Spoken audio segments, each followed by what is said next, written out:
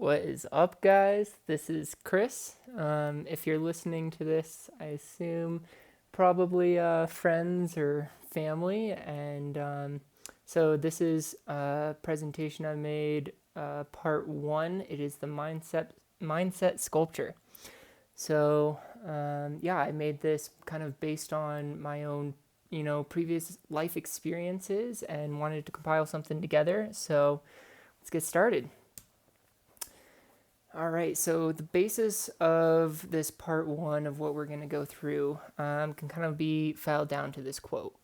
Ideas not coupled with action never become bigger than the brain cells they occupy. So I actually got this quote from a fortune cookie. It actually sits on my nightstand every night. But it is, it's simplistic, but it speaks a lot of truth. Where something that's will be very prevalent in this chapter would be having ideas and ambition and really how to have the action to execute it, and to really take action. So that leads us into the first slide. Being right. All right, so when it comes down to it, convictions are a huge thing, and convictions can be beliefs or attachments to ideas, and they can be incredibly limiting. Once your convictions are in place, they can be very challenging to get rid of. This can be looked at as even a defect in our modern day brain. It can be a source of bad decision making, bad habits, and bad behavior. You have to be able to question your belief system. So here's an exercise. Find a conviction you had maybe a couple years ago, which is no longer valid. It might even seem ridiculous now. So, that could be, maybe it was the person you thought was the love of your life, or, maybe you hated someone before you got to know them, and then that person could very well end up being your best friend. It could be previous career dreams or ambitions that, you can go and look at those, kind of look at those convictions. And the biggest part of that is these convictions can feel so strong and powerful. And that is a fantastic thing to have strong and powerful convictions, but you also have to be able to detach from them and let go of convictions that no longer serve you.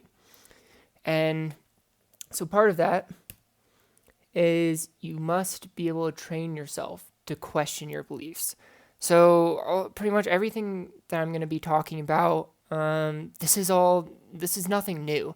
These ideas have been applied since the start of mankind.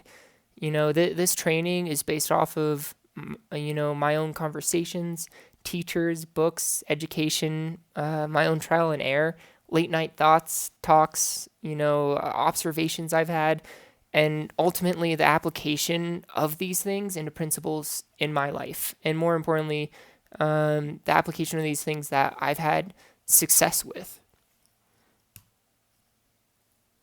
Okay, so the big difference. Now here's a question to plant. What separates people who do extraordinary things and those with a monotonous or common life? So that leads us into mindset. And right now we're just going to talk about two mindsets. So fixed mindset versus growth mindset. First, as we dive into the fixed mindset, 99% of people display a fixed mindset.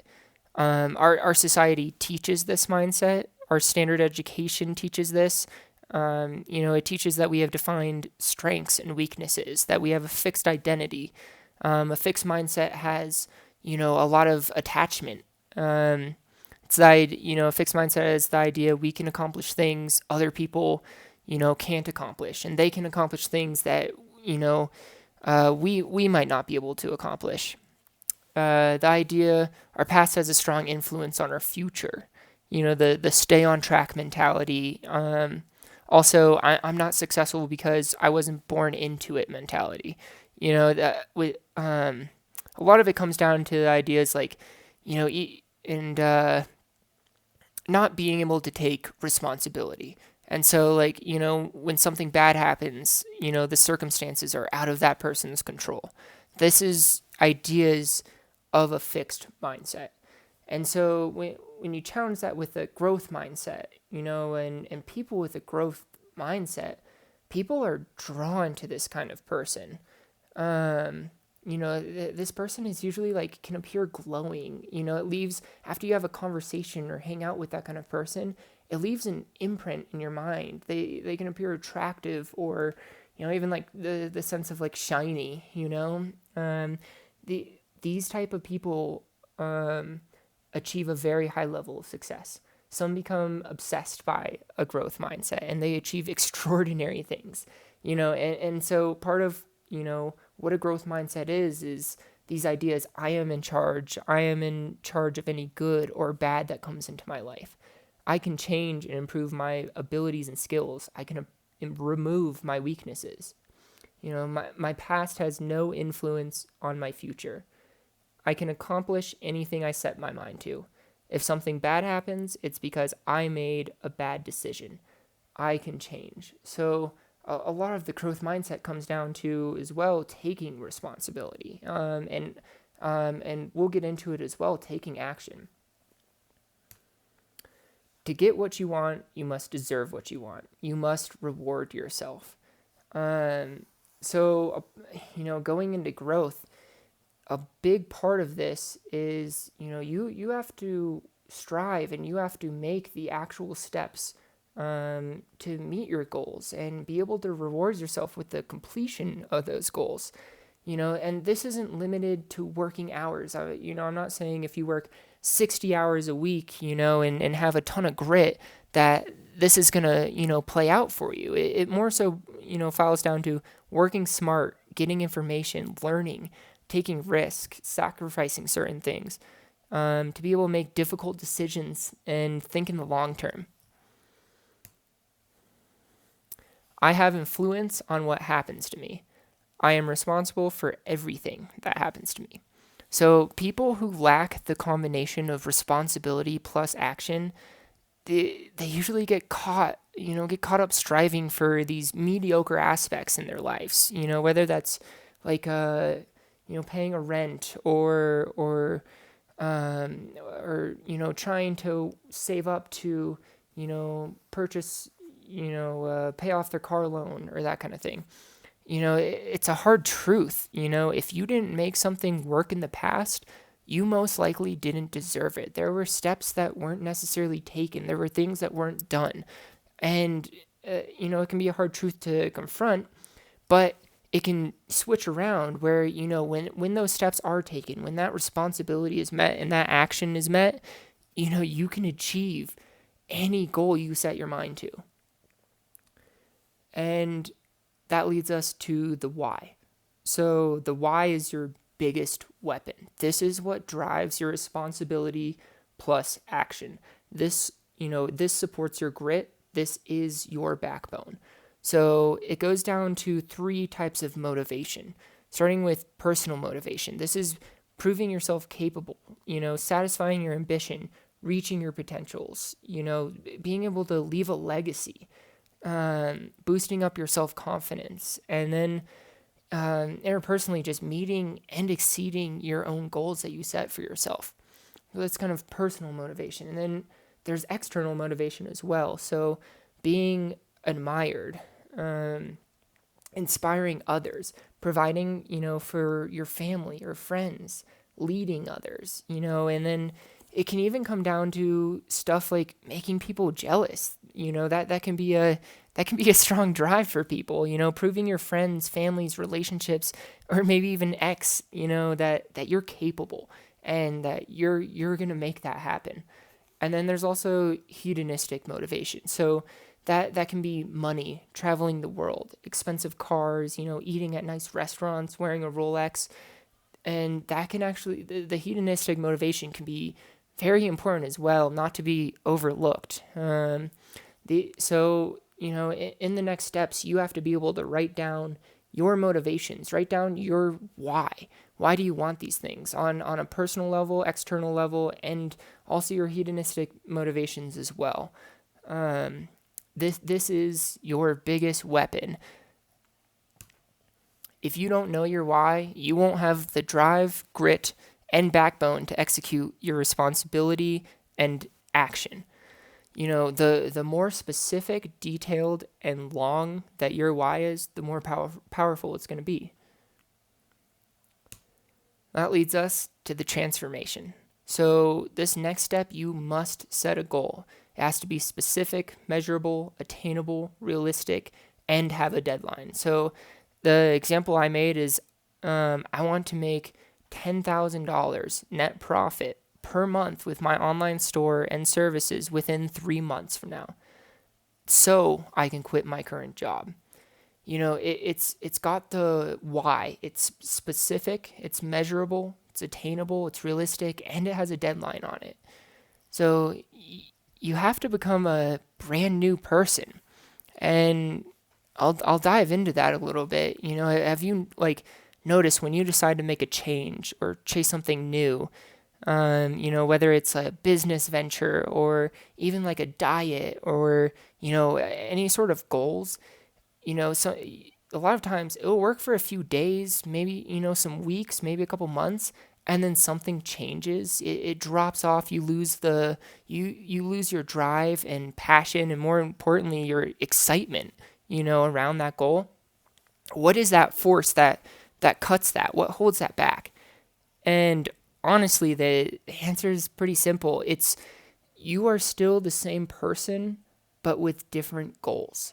So imagine trying to fly as a chicken. Like, this is kind of a ridiculous, metaphor, but it makes sense. Where imagine you're trying to take flight as a chicken. It's difficult, right? It's easy to get discouraged and give up. It's easy to, be able to not really have hope for, trying that. Okay, and then so the part of this is, what if you can sculpt yourself into an eagle? And then, what if that, you have the mindset and the body of an eagle? All of a sudden, that flight you're shooting for becomes tremendously easier, or in some cases, even second nature or innate to you. The goal is to become the eagle, or sculpting a new version of yourself. This is what sets people up for success when they're tackling new goals. This is what sets them up for challenges that they face. It's also what sets you aside from the standard person with ideas. Everybody has ideas. Everybody actually has great ideas throughout their lifetime. Not everyone executes that, though. This is sculpting yourself is what helps you, when you have those ideas, be in the place to take that flight, and more often than not, that flight is gonna feel easier and, with less friction when you are sculpted to be able to tackle that. So then it boils down, we've got identity. Since a young age, you've created an identity for yourself. You're like this and you're not like that, or you like this thing and you dislike that. You're strong in this trait and weak in that. You're for this and against that. People cling to these identities. That's what we're taught. Plus, it's also in our nature. So we go to creation of identity. This is the self-fulfilling prophecy. And so this is fact where, we all start with balanced scales, and it starts with actions. You could even be a young age. You could be like a young kid, and you could be trying to go up the stairs, and you take the action to go up the stairs. In result, you fall down and you tumble backwards, and that creates a belief in your head that maybe it creates the belief you're scared of the stairs, or it creates the belief that, you can't get up the stairs. And through that leads to action. Those beliefs lead to your action. So therefore, you might not take the chance to try and go up those stairs again. You might not be able to, have the confidence to do that. And so, this can be a vicious or virtuous cycle. So, you can link that down to like adult challenges where, if you fail at something, you take an action, you fail at something, that creates the belief in your head that you can't do that. And most people will stop right there. And so when you have the conscious effort to purposely sculpt your belief back, build the steps you need to take, another action and, and get different results, that's where you can sculpt yourself up, so to speak. And then that way you can take new actions, get positive results that furthers you, like if you have the belief that you can make this happen, you take the steps to execute maybe a new business or something, and the business results in a positive, you have positive income coming in from that, then that's going to shape the belief that you can do that again, and it will build on itself. And that's where the virtuous cycle comes in, is you can either be in this vicious cycle of, getting held down by it, or you can go in a virtuous cycle and use this to your advantage. But it does take conscious effort of looking at your beliefs, being able to look at your previous actions, not have attachment to failing, and using those, using times that you failed to your advantage, actually. So what do we do with this? Well, let's hack our brains. So we can start, a lot of people talk about it. It's the law of attraction. If you haven't heard about it before, it's the idea that you create your own reality. What you think and feel, becomes into reality. So using this principle, you can use this to create your new identity. Our brain doesn't differentiate between imagination and reality. That's a scientifically proven. And so use this, to create your new identity. You got to be able to let your actual identity go to the best of your ability. Nobody can just drop everything that's built them up to who they are today. But with conscious effort, when limiting beliefs come in, I'm lazy, I'm not creative, I'm not smart enough, I don't have drive or grit, you got to be able to take a step back and let those go. You have identifications, left, right, I'm part of this group, I believe this, I am like this, when those things come up, you have to be able to consciously see that and be able to drop attachment to that. It will be impossible to move forward without doing that. Another thing comes to getting rid of your past, especially the negative. There's, again, it comes down to attachment and being able to, in the words of Elsa, let it go. So this is the best part. This is the part, I get the most excited about, is creating your new identity. So in this sculpting of your new self, you always have to go back and look at what we said earlier, what you wrote down, your whys and your goals, what you have already set. These again are going to be your biggest weapon. And so refer to these while sculpting into this new you.